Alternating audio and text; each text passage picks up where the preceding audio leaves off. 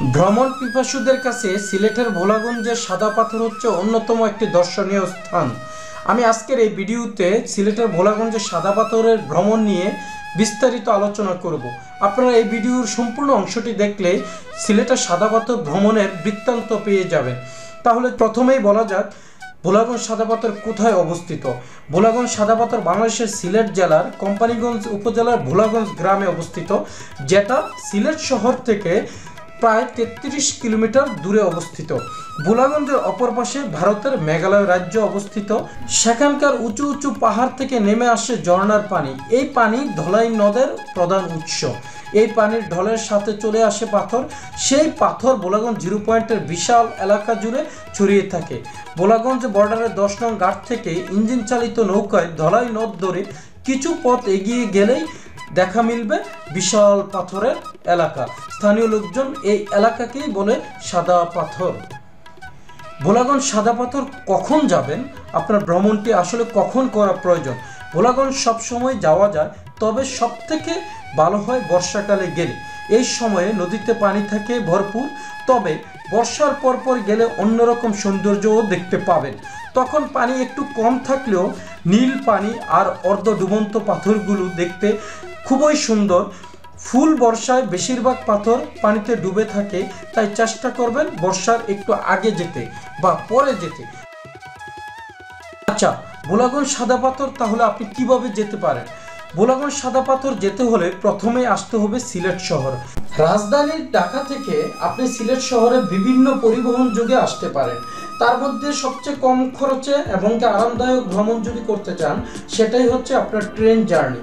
যে ট্রেনের মাধ্যমে আপনি 400 থেকে 750 টাকার ভিতরে সুবন চেয়ার উইথ স্নিগ্ধা অর্থাৎ এসি কামরায় সহজে আসতে পারেন সিলেট শহরে, যেটা হবে আপনার জন্য আরামদায়ক এবং কি সাশ্রয়ী ভ্রমণ।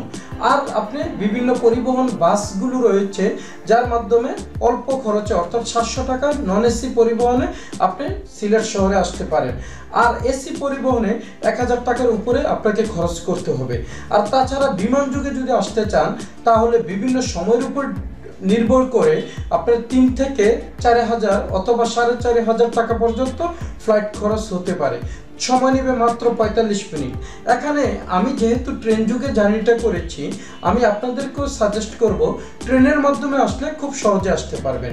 তবে মনে রাখবেন, ট্রেনের টিকিট কাটতে হলে আপনাকে অগ্রিম কেটে রাখতে হবে, যেটা আপনি রেল সেবা অ্যাপসের মাধ্যমে আপনি আপনার টিকিটটা কেটে নিতে পারেন। আর এটা কেটে নিতে হলে আপনাকে পেমেন্টও করতে হবে অনলাইনের মাধ্যমে, যেটা আপনি খুব সহজে অনায়াসে করতে পারেন। আপনি অল্প টাকায় খুব সহজে আপনি সিলেট ভ্রমণটি সারতে পারেন ট্রেন যুগে এসে। আচ্ছা, যাই হোক, এটা আপনি আপনার ইচ্ছা মতো করতে পারেন। কিভাবে তাহলে ভোলাগঞ্জ আসা যায়? সিলেট শহর থেকে ভোলাগঞ্জ সাদা পাথর যেতে হলে আপনাকে আসতে হবে নগরীর আম্বরখানা পয়েন্টে। এটি হযরত শাহজালাল রহমাতুল্লাহের মাজারের গেটের সাথেই। এখানে বাস সিএনজি স্টেশন আছে। বাস সিএনজি করে যেতে হবে ভোলাগঞ্জ সাদা পাথর। দূরত্ব প্রায় 33 কিলোমিটার মতো। এখানে সময় নেবে প্রায় 1 ঘন্টার মতো। যেহেতু আমি বাস যুগে গিয়েছি, তাই আপনাদেরকে আমিও পরামর্শ দেব, বাস যুগে গেলে আপনি অল্প খরচে যেতে পারবেন এবং সৌন্দর্যটাকেও বেশি উপভোগ করতে পারবেন। যেহেতু বিআরটিসি দোতলা পরিবহন ডাবল ডেকার বাস রয়েছে, যেখানে ভাড়া পড়বে জনপ্রতি মাত্র 75 টাকা। এখানে প্রতিদিন সকাল 8টা থেকে সন্ধ্যা 6টা পর্যন্ত এই বিআরটিসি বাস ছেড়ে যায় ভোলাগঞ্জ জিরো পয়েন্টে। এছাড়া শেয়ার করে বা পুরো সিএনজি রিজার্ভ করেও আপনি যেতে পারেন ভোলাগঞ্জ। শেয়ারে গেলে আপনার 130 টাকার মতো ভাড়া নিবে, আর রিজার্ভ করে নিলে 1200 থেকে 1500 টাকার মতো ভাড়া নিতে পারে। ভোলাগঞ্জ বাজারে নেমে 10 নং নৌকাঘাট থেকে ইঞ্জিন চালিত নৌকা ভাড়া করতে হবে। আসা যাওয়া নৌকা ভাড়া 800 টাকা, অর্থাৎ আপনি 5 জন গেলেও এক নৌকায় 800 টাকা, 8 জন গেলেও এক নৌকায় 800 টাকা। সর্বোচ্চ আপনাকে 8 জনই নিবে, এর বেশি আপনাকে নিবে না। টিম ছোট হলে অন্য টিমের সাথে আপনি শেয়ার করেও যেতে পারেন, তবে সেক্ষেত্রে চেষ্টা করবেন ঘাটের আগে থেকেই অন্য টিমের সাথে যোগ হতে, কারণ ঘাটে সিন্ডিকেট বিদ্যমান, তারা ঝামেলা করতে পারে। কোথায় খাবেন, অর্থাৎ আপনি ওই জায়গায় যাওয়ার পরে যদি খাওয়া দাওয়া করতে চান তাহলে ভোলাগঞ্জে কোথায় খেতে পারেন। ভোলাগঞ্জ বাজারে ভালো মানের তেমন কোনো রেস্টুরেন্ট নাই, তবে যে রেস্টুরেন্টগুলো আছে আপনি আপাতত ক্ষুধা নিবারণের জন্য কিছু একটা খেয়ে নিতে পারেন। ভোলাগঞ্জ যাবার পথে কোম্পানিগঞ্জ উপজেলা সদরে মোটামুটি মানের কিছু রেস্টুরেন্ট আছে, আর ভালো কিছু খেতে হলে সিলেট শহরে এসে খেতে পারেন। আপনি সকালবেলা সিলেট শহরের পানশি অথবা পাঁচবাই রেস্টুরেন্ট থেকে কিছু খেয়ে নিতে পারেন, তারপর আবারও আপনি সিলেট শহরে এসেও খাওয়া দাওয়া কমপ্লিট করে নিতে পারেন। এখন কোথায় থাকবেন? ভোলাগঞ্জে থাকার মতো তেমন কিছু নাই, আর দরকারও নাই, কারণ দেখা শেষ হলে চলে আসতে হবে আপনাকে সিলেট শহরে। এখানে বিভিন্ন মানের হোটেল রয়েছে, যেখানে 1000 থেকে আপনি 3000 টাকার ভিতরে ভালো মানের হোটেলে পেয়ে যাবেন। তবে হোটেল নেওয়ার সময় অবশ্যই আম্বরখানা এলাকায় নেওয়ার চেষ্টা করবেন, কারণ আম্বরখানা থেকে আপনি সিলেটের যে টুরিস্ট পয়েন্টগুলো আছে সব জায়গায় আপনি সহজে মুভ করতে পারবেন। এই বিষয়টি মাথায় রেখে আপনি দরগা গেট অথবা আম্বরখানা এরিয়ার ভিতরেই আপনার হোটেলটি নেওয়ার চেষ্টা করবেন।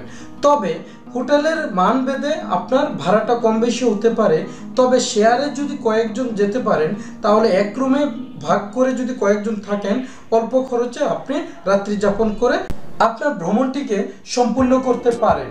এখানে আপনাদের জানার সুবিধার্থে আরেকটা বিষয় জানিয়ে রাখি যে যখনই আপনারা ভোলাগঞ্জ ভ্রমণ করবেন, ভোলাগঞ্জ ভ্রমণ করার পরে সবসময় চেষ্টা করবেন যে সন্ধ্যা নামার আগেই যেভাবে হোক সিলেট শহরে ফেরার জন্য, কারণ রাত্রি হয়ে গেলে আপনি নতুন হলে আপনার জন্য একটু ঝামেলাই হয়ে যেতে পারে। তাই সন্ধ্যা হওয়ার আগে যেভাবে হোক আপনাকে সিলেট ফিরতেই হবে, এই বিষয়টি আপনি মাথায় রাখবেন। এই ভোলাগঞ্জ সাদাপাথর এরিয়ায় আপনি দেখতে পাবেন ছোট ছোট অনেকগুলো দোকান, যেগুলোতে রয়েছে ভারতীয় ও অন্যান্য দেশের পণ্যের সমারোহ, তবে এখানে নকল পণ্যেরও সমারোহ রয়েছে। তাই জন্য আপনাকে যে জিনিসটি ক্রয় করবেন তা যাচাই বাছাই করে তারপর ক্রয় করবেন, যাতে ঠকার সম্ভাবনা কম থাকে।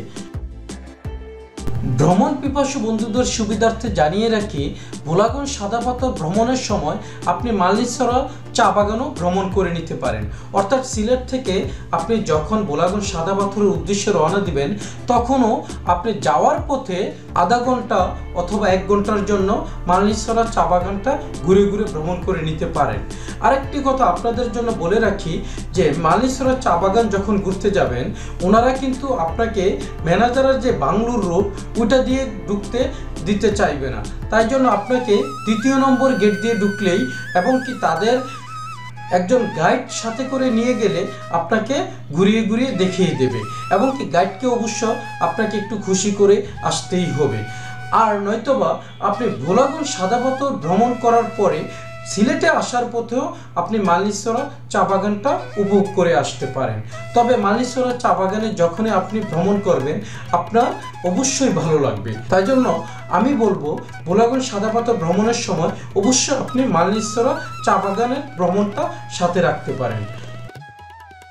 ওকে বন্ধুরা, আপনাদের এই ভ্রমণ হোক খুব প্রাণবন্ত, খুবই আনন্দদায়ক সেই প্রত্যাশা করে আজকের মতো আমার এই ব্লগটি শেষ করছি। পরবর্তীতে আপনাদের সাথে আবারও কথা হবে অন্য কোনো ভিডিওতে, অন্য কোনো ব্লগ নিয়ে।